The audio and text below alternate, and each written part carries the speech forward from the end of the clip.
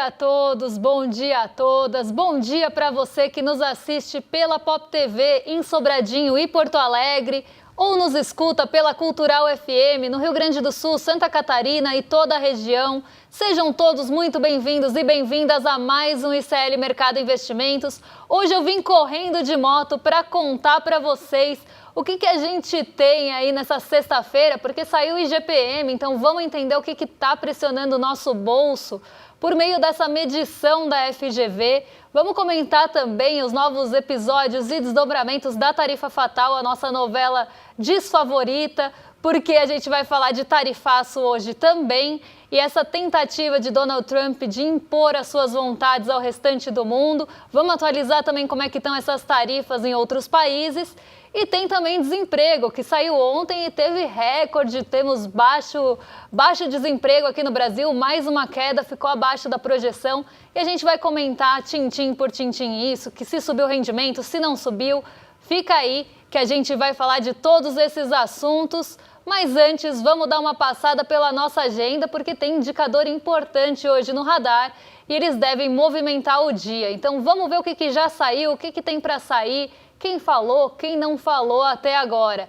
Então vamos lá, porque bem cedinho, às 4h55 na Alemanha, saiu o PMI industrial de julho e às 5 horas da manhã, 5 minutinhos depois, também saiu o PMI, o índice dos gerentes de compras, dessa vez da zona do euro.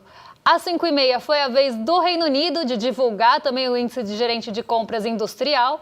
E às 6 horas da manhã teve CPI núcleo, só que aqui ainda medição preliminar, porque julho ainda não terminou. Na verdade terminou, né? Finalmente terminou julho, mas ainda não o suficiente, não deu tempo para a gente medir o índice de preços ao consumidor na zona do euro do mês final, né? O final do mês. Então aqui é só uma prévia, um preliminar. 8 horas da manhã no Brasil saiu o IPCS da segunda quadricemana, então aqui aquela medição semanal do índice de preços ao consumidor da FGV. E às 9 horas saiu a pesquisa industrial mensal que a gente vai trazer na segunda para vocês, junto ao PMI, porque o PMI vocês vão ver, acho que ele nem está aí na agenda, mas o PMI do Brasil sai às 10 horas. E aí fica um pouco apertado, às vezes, para a gente trabalhar esses dados e trazer os dois. Como é muito legal, porque um é termômetro do outro, é importante que a gente veja junto, até para entender se o índice de gerente de compras apontou na direção correta ou não. Mas a gente traz os dois na segunda-feira para vocês. Mas calma que tem mais coisa lá nos Estados Unidos para sair, porque teve hoje um indicador importante às 9h30 da manhã, que é o payroll, que é o relatório mais completo de emprego dos Estados Unidos. É como se fosse, aqui numa comparação grosseira, a nossa PNAD. Então o payroll ele traz o relatório mensal de empregos, que é o próprio payroll, tem a taxa de desemprego, o salário médio por hora, porque lá a medição é feita dessa forma. Então traz dados importantes do mercado de trabalho dos Estados Unidos e esses dados são usados também para embasamento na decisão de política monetária. Isso quer dizer se corta ou não corta juros, se sobe juros ou deixa como está. Às 10h45 da manhã também saiu o PMI industrial de julho, lá nos Estados Unidos dessa vez, e o ISM divulgou o PMI industrial. Aqui, os dois PMIs têm a mesma proposta, mas são medições feitas por casas, por entidades diferentes, então a metodologia pode diferir entre uma e outra, mas o objetivo é o mesmo, os dois são índices dos gerentes de compras.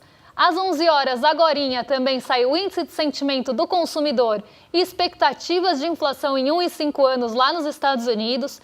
E essas expectativas de inflação estão muito no radar, justamente porque as tarifas devem ter impacto nos preços ao consumidor e isso pode já começar a aparecer tanto nesse sentimento do consumidor quanto nessas expectativas de inflação daqui para frente. Então elas estão bem no radar por esse motivo. Mas não para por aí não, porque tem mais um pouquinho de agenda para a gente passar com vocês. Às 11 horas também saiu investimentos em construção lá nos Estados Unidos e daqui a pouquinho, meio-dia, sai o PMI global industrial. É aquele PMI do mundo que é uma média dos países que divulgam esse índice de atividade dos gerentes de compras. Além disso, tem 2 horas da tarde, postos e plataformas de petróleo em operação nos Estados Unidos. E hoje, dia 1º de agosto, mês do desgosto, a gente tem o presidente dos Estados Unidos, Donald Trump, chegando, né, naquele prazo estabelecido por ele para as tarifas recíprocas. Então, hoje começam a valer a maior parte das tarifas, porque a nossa, por exemplo, foi adiada para dia 6. Mas aqui a gente tem esse panorama de condutores, principalmente o payroll no radar, para movimentar o dia. E agora vamos entender qual foi o movimento de ontem, né? O fechamento de mês de julho foi um mês difícil. Diego, bom dia, como é que você tá? Conta pra gente, como é que foi esse fechamento de mês e o nosso desempenho de ontem na Bolsa? Bom dia, Débora. Muito bom dia para toda a nossa audiência. Eu não conhecia esse 1º de agosto, mês do desgosto. Vou aderir a ele, gostei bastante. Enfim, muito bom dia para nossa queridíssima audiência. Terezinha Rabelo, Maria Helena, Dani Casanova, José Neves, Liz Longo, Gladys Garcia, todo mundo, Vá Cartoneira aqui, diretamente do sul de Minas Gerais. Estavam perguntando aqui se realmente está todo esse frio em São Paulo e eu posso confirmar, está congelando aqui a cidade. Mas enfim, vamos para o nosso fechamento da Bolsa? Pois bem, julho foi um mês bastante pesado para o Ibovespa, né? O índice desabou mais de 4% no mês e teve o pior mês desde dezembro de 2024. A arrancada de altas, que começou em março, estacionou. O susto veio de fora. A ameaça dos Estados Unidos de taxar produtos brasileiros com tarifa de 50% fez com que o investidor estrangeiro batesse em retirada. A tensão só aliviou quando veio a notícia de que mais de 700 produtos ficariam de fora desse tarifaço. Aviões, petróleo e alguns alimentos escaparam, mas, porém, contudo, entretanto, todavia, café e carnes levaram chumbo. No último dia do mês, nova queda. O Ibovespa fechou o dia de ontem nos 133 mil pontos, quase no nível de abril, enquanto o dólar subiu para R$ 5,60. Segundo o nosso portal, lá fora o cenário também pesou. O petróleo e o minério de ferro saíram dia de ontem em queda e puxaram a Vale e a Petrobras para baixo. No geral, o clima negativo dominou a bolsa ontem. Só algumas empresas resistiram, como CSN, Embraer e TIM. O clima predominante é de cautela e, dados fiscais extenuantes das projeções do mercado, tensão política e incerteza com juros nos Estados Unidos deixam o mercado bastante nervoso.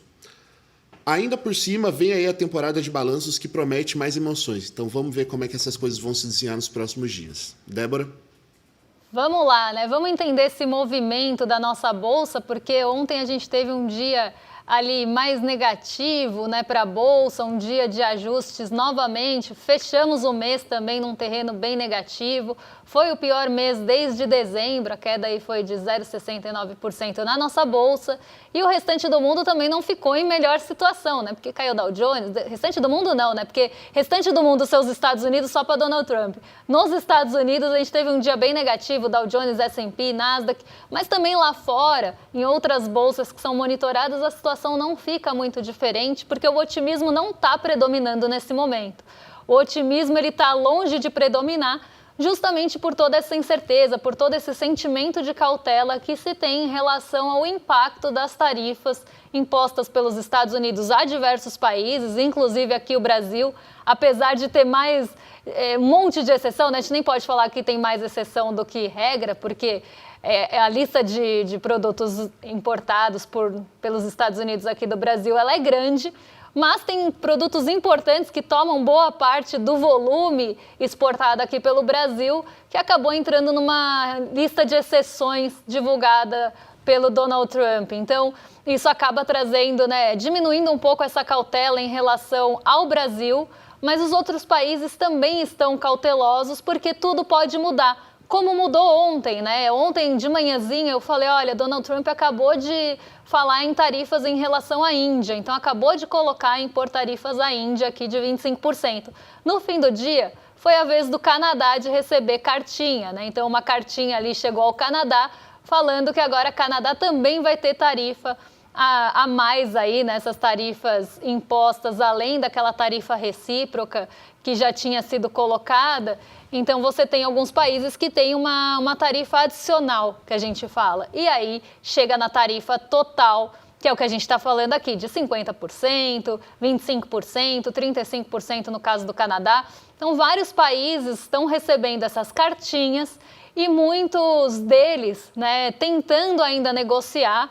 Mas quando a negociação é feita com Donald Trump, a gente sabe que vem junto, né? Vem num combo de humilhação e submissão. É isso que ele quer, né? Humilhar e tentar fazer esses países se submeterem aos Estados Unidos. Porque Donald Trump se acha o governador do mundo, né? Ele quer ali dominar o planeta, ele quer mandar em todos os países, ele quer mandar em outras empresas, ele quer mandar no Fed. A gente vai mostrar uma arte daqui a pouquinho dele xingando Jeremy Powell. Isso também está trazendo, de certa forma, uma incerteza muito grande, porque se você tem um presidente dos Estados Unidos, uma pessoa importante, pensando que ela está ali dirigindo um país que é uma potência mundial, e essa pessoa ela é instável, ela não tem ali uma previsibilidade, e ela ainda fica brigando com próprias entidades do país, então fica ali xingando Jeremy Powell, tentando mandar no Fed, falando que ele faria melhor, que o Fed é desastroso, entre outras coisas que ele fala na sua rede social. E hoje, gente, eu fui lá buscar os não posso falar tweets, né? Como é que a gente fala? Os truth socials do Donald Trump, as falas dele na rede social. E assim, é um Chernobyl ali, é horrível. Além de um monte de propaganda de toalha e de travesseiro, a cada um post que você passa no Donald Trump, é um ambiente muito ruim, porque tem um monte de falas horríveis de Donald Trump. A gente separou algumas, daqui a pouquinho a gente vai passar para vocês, justamente mostrando essa divergência com o Jeremy Powell que pode existir, né, já que a gente está falando, né, de entidades e entidades autônomas aí, como é o caso do Fed, então ela não teria uma submissão ou não teria que responder ao presidente, porque existe também lá todo esse entendimento em relação a um banco central autônomo, mas você vê essa tentativa de interferência e de Donald Trump tentar mandar no Powell, só que não fica nessa esfera de tentar falar o que acha que tem que ser feito, começa a partir para um campo de ofensa, e isso é muito ruim. Mas voltando aqui às tarifas, porque eu vou mostrar isso daqui a pouquinho, que também estava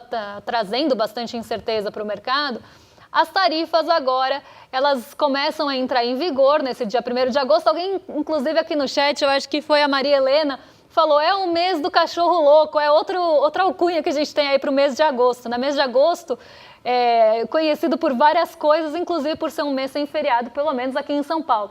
Mas vamos ver aqui como é que ficam essas tarifas do Donald Trump, né, impostas pelo governo dos Estados Unidos em relação a outros países, porque, como eu falei, teve novidade, inclusive uma novidade ali que deixou alguns países perplexos. Então, o Brasil está lá em primeiro lugar com a tarifa de 50%, em seguida vem a Síria com uma tarifa de 41%, a Suíça com uma tarifa de 39%, e quando eles receberam essa cartinha da tarifa, eles ficaram também sem entender por quê, falaram que estão em choque, entre aspas aqui, então a Suíça com 39% de tarifa, o Canadá, que lá naquele primeiro momento tentou negociar, até por questões ali impostas por Donald Trump, quando estava se discutindo o aço e o alumínio, não ficou impune, não saiu livre dessa. Canadá com 35% de tarifa aplicada aí às importações dos Estados Unidos partindo de lá, o Iraque com 35%, a Sérvia com 30%, a África do Sul, que também faz parte dos BRICS, com 30% de tarifa, a China com 30%, mas aqui ainda em negociação, então isso aqui pode ser provisório, a Índia, que também faz parte dos BRICS, com 25% de tarifa, e o México aqui com 25% também em negociação. A tarifa do México também não é a final, pode ser que haja alguma negociação. Mas a gente sabe que essa negociação não é bem uma negociação, é uma aceitação de condições impostas por Donald Trump, que aqui no Brasil elas são impraticáveis, não são só estapafúrdias, mas elas são impraticáveis até pela autonomia que a gente tem entre os poderes, então ele não pode impor uma tarifa pedindo uma coisa para o judiciário. E aí a gente tem também aquela escalada que entra, né, numa toada mais política, que entra nesse cenário político, que foi a imposição da Lei Magnitsky. Gente, eu sempre me enrolo quando eu vou falar o nome dessa lei, mas eu não sou russa, né? Então, assim, eu sempre dou uma enrolada de língua aqui, um trava-língua, deu um cãibra, como diria as árvores, somos nós.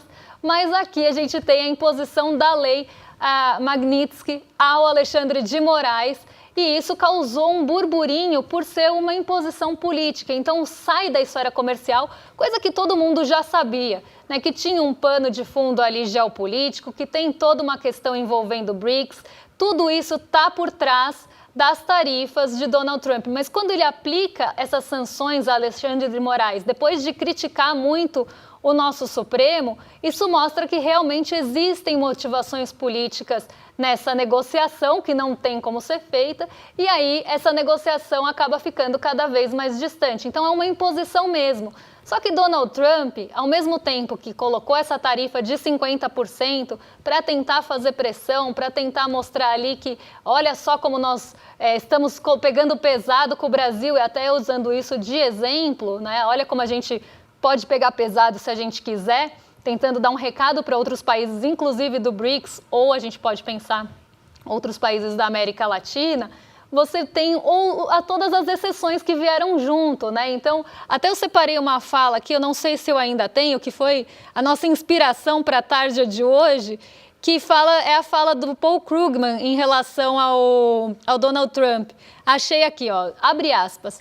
Trump acha que pode governar o mundo, mas não tem suco de laranja do Brasil, porque é mais ou menos isso, né? Ele acha que ele pode mandar e desmandar no planeta, ele acha que ele pode mandar e desmandar nos outros países, ele acha que ele pode mandar e desmandar no Fed, mas ele esquece que ele não vai começar o seu dia, ou quase ninguém nos Estados Unidos vai começar o dia sem os produtos brasileiros, já que é uma base importante do café da manhã ali, suco de laranja, não só do café da manhã, mas um produto muito consumido, o café que vem majoritariamente daqui, inclusive toda aquela mudança proposta para a Coca-Cola de mudar a fórmula, tirar aquele xarope de milho, né, o corn syrup, e substituir por açúcar. O açúcar vem do México ou vai, né, para os Estados Unidos, do México ou aqui do Brasil, então produtos sobretaxados.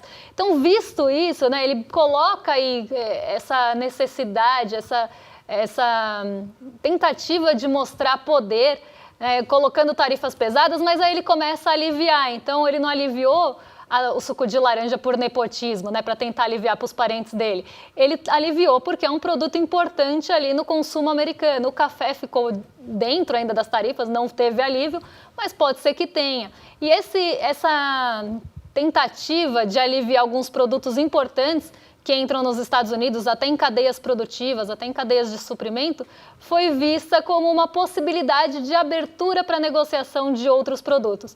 Mas aí também você começa a abrir exceção para tudo que tem um volume grande de importação lá, você acaba deixando essa tarifa ali meio que só para tentar mostrar que fez, né? Então, é uma coisa bastante complicada para Donald Trump, porque se ele mantém as tarifas, ele vai acabar dando um tiro no pé e aumentando o preço ao consumidor. Se ele tira todas as tarifas ou abre exceção demais, vai ficar como o taco Trump always chicken out, que já é uma coisa que está colada nele. Então ele está tentando medir isso, mas sempre mostrando, né, tentando pelo menos se mostrar superior, e que os outros que se submetam a ele, inclusive Jeremy Powell, que ele acabou desferindo um monte de ofensas a Jeremy Powell, e a gente separou algumas que fui buscar lá no Chernobyl, que é a Truth Social. Então eu traduzi inclusive para vocês, porque a primeira ali é o Too Little Too Late, porque ele chama Jeremy Powell, se vocês não sabem, de Jeremy Too Little Powell. Então é tarde demais, Jeremy, tarde demais, aqui entre aspas. É um desastre, reduza a tarifa. Aqui ele está falando da taxa de juros, tá? A boa notícia é que as tarifas estão trazendo bilhões de dólares para os Estados Unidos. Aí depois, em outro post, ele fala: Jeremy Too Late Powell, que é como ele chama, um idiota teimoso, precisa reduzir substancialmente as taxas de juros agora. Tudo em caps lock, né, gritando. Eu até consigo imaginar Donald Trump falando isso. Se ele continuar a recusar, o Conselho deveria assumir o controle e fazer o que todos sabem que deve ser feito. Isso me lembrou, né, aquela música dos anos 2000, que só a gente da minha idade vai lembrar, que era Too Little Too Late, da Jojo, né? Você sabe que você tá errado, mas Too Little Too Late, né? Eu não vou cantar porque o Diego já sofreu comigo cantando essa música no ponto, mas me lembrou essa música dos anos 2000. Ele quer ficar apontando ali que Jeremy Powell está errado, que Jeremy Powell é uma catástrofe, vem falando reiteradamente das obras do Fed serem não é superestimar, gente, nossa, me fugiu a palavra, mas tendo um superfaturamento, ali superfaturadas, elas tendo alguma corrupção envolvida, porque ele quer tirar o Jerome Powell, só que ele não pode tirar o Jerome Powell, a não ser que o Jerome Powell peça para sair.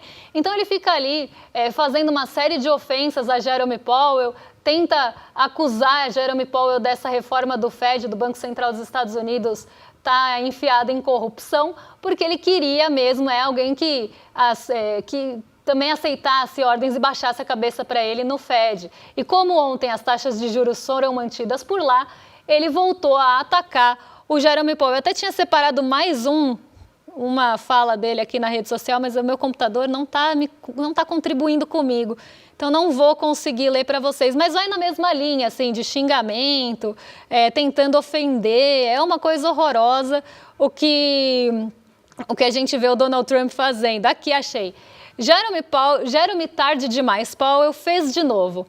Ele chegou tarde demais, na verdade, furioso demais, estúpido demais e político demais para assumir o cargo de presidente do Fed. Ele está custando trilhões de dólares ao nosso país, além das reformas de prédios mais incompetentes ou corruptas da história, da construção civil, entre outras palavras. Tarde demais. É um perdedor completo e nosso país está pagando o preço. Então ele está jogando mais uma vez a culpa no Jerome Powell. Eu sempre falo que Donald Trump é meio Homer Simpson, além de ser meio WandaVision, porque ele fala a culpa é minha e eu coloco em quem eu quiser, e agora ele está usando o Jerome Powell de alvo por uma possível catástrofe que possa vir nos Estados Unidos por culpa dele. Então, se a gente começa a ter uma inflação fora de controle, vai ser culpa dele.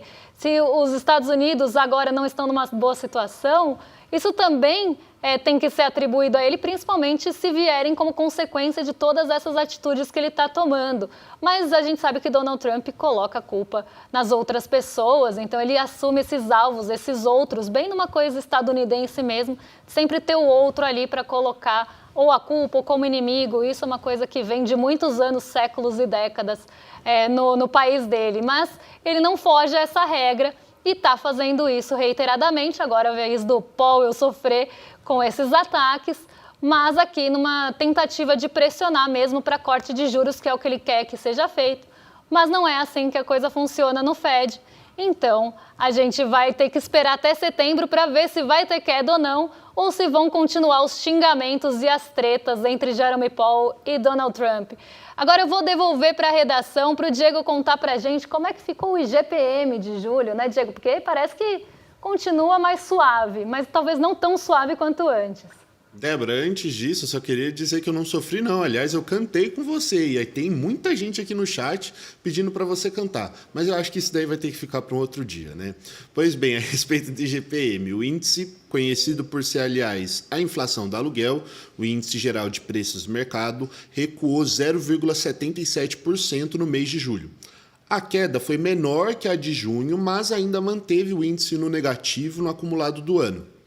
A pressão menor nos preços ao produtor, com destaque para matérias-primas e petróleo, puxou o indicador para baixo. No bolso do consumidor, o grupo alimentação segurou a barra, ao mesmo tempo que outros itens, como a habitação, por exemplo, voltaram a pesar. Já na construção civil, os custos desaceleraram com menos reajustes salariais. No ano, o IGPM já caiu 1,70%, enquanto que em 12 meses ainda tem alta de 2,96%. Débora? Vamos entender esse comportamento de preços, porque tiveram algumas mudanças importantes, não foi só uma, foram várias mudanças importantes aí no IGPM, conhecido por ser o indicador, né, da inflação do aluguel, porque por muito tempo ele reajustou contratos de aluguel. Vamos ver como é que fica a variação mensal desse IGPM, porque teve aí uma queda de 0,77 nesse mês, menor do que a queda que a gente tinha visto de 1,67 no mês passado. Isso porque a desaceleração no IPA, que é o preço ao produtor, o preço do atacado, foi menor do que no mês passado. No mês passado, essa queda de 1,67 tinha sido muito puxada justamente pelo IPA-M, né, que é esse índice de preços ao produtor. Ela continua em queda, mas numa queda um pouco menor do que a gente tinha observado em junho. O índice de preços ao consumidor subiu um pouquinho entre os 2 meses, mas o INCC da construção civil caiu de 0,96 para 0,91 em desaceleração. Mas os acumulados em 12 meses, tanto do IGPM quanto dos componentes, acabou aí tendo uma mudança bem brusca, porque no mês de julho do ano passado, que a gente está substituindo aí no acumulado, a alta dos preços tinha sido muito mais relevante, muito mais forte e não tinha tido uma queda. Então, o acumulado do IGPM sai de 4,39 para 2,96, 4,02 para 1,98 no IPA, 4,32 para 4,28, aqui uma mudança bem pequenininha no IPCM, e 7,19 para 7,43. O único que acelerou aí no período foi o INCC, que veio sofrendo bastante aí mês após mês, por conta dos salários da mão de obra da construção civil que estava sofrendo reajustes. E que bom que foi por isso, né? Porque reajuste é dinheiro na mão das pessoas, é dinheiro que circula e que aquece a economia. Mas aí tem outros materiais que acabam vindo juntos. Mas vamos entender o que mexeu com o nosso bolso, segundo o IGPM, porque a gente separou para vocês os destaques dos preços medidos pelo IPCM, que é os preços ao consumidor aqui da FGV. A tarifa de energia elétrica, elétrica residencial aí, subiu 2,74, continuou pressionando o nosso bolso nesse mês.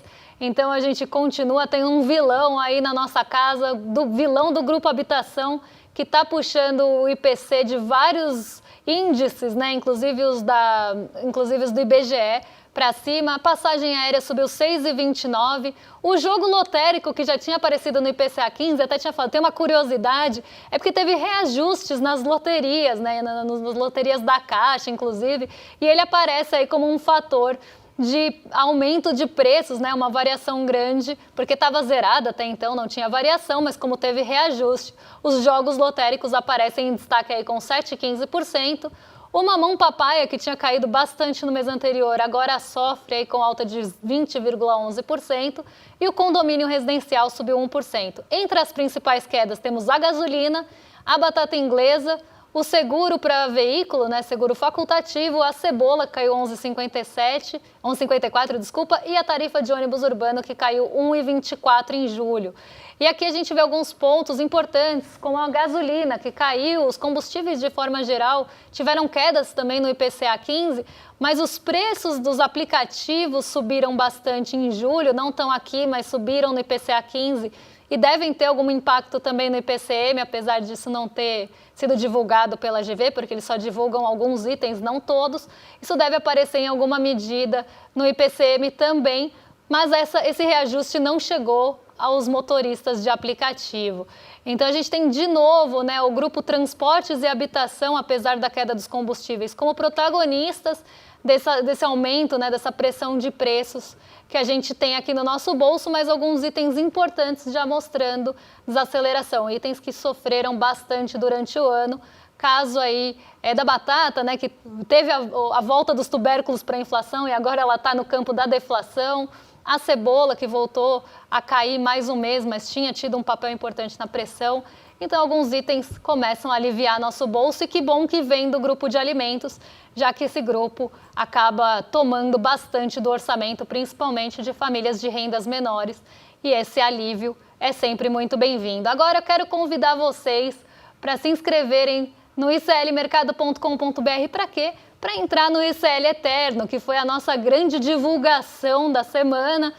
Teve muita repercussão, tá todo mundo falando sobre o ICL Eterno. E se você quiser se juntar a nós aí, fazer parte disso, construir essa história aqui com a gente, ainda dá tempo, a gente abriu algumas vagas extras para quem quiser entrar, mas corre que o prazo é limitado, então iclmercado.com.br, aproveita enquanto ainda dá tempo.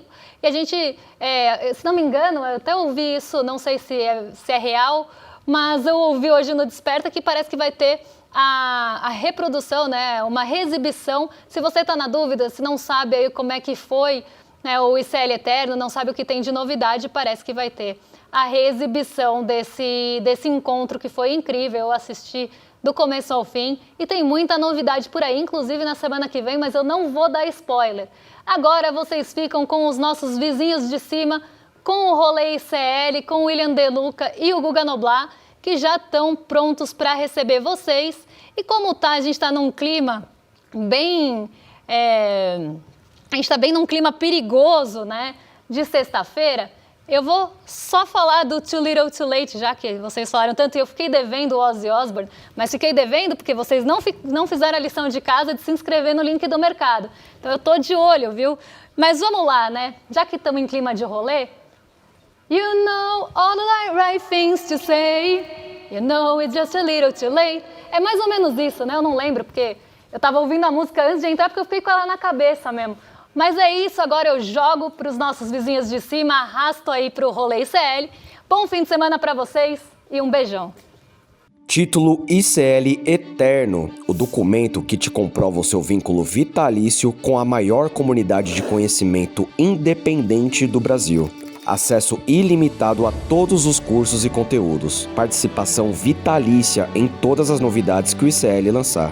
Apoio na construção dos nossos sonhos. Seu nome eternizado como apoiador do ICL. Não é assinatura, não é renovação. É conhecimento para você e para sua família para sempre. ICL Eterno, porque o conhecimento liberta para sempre.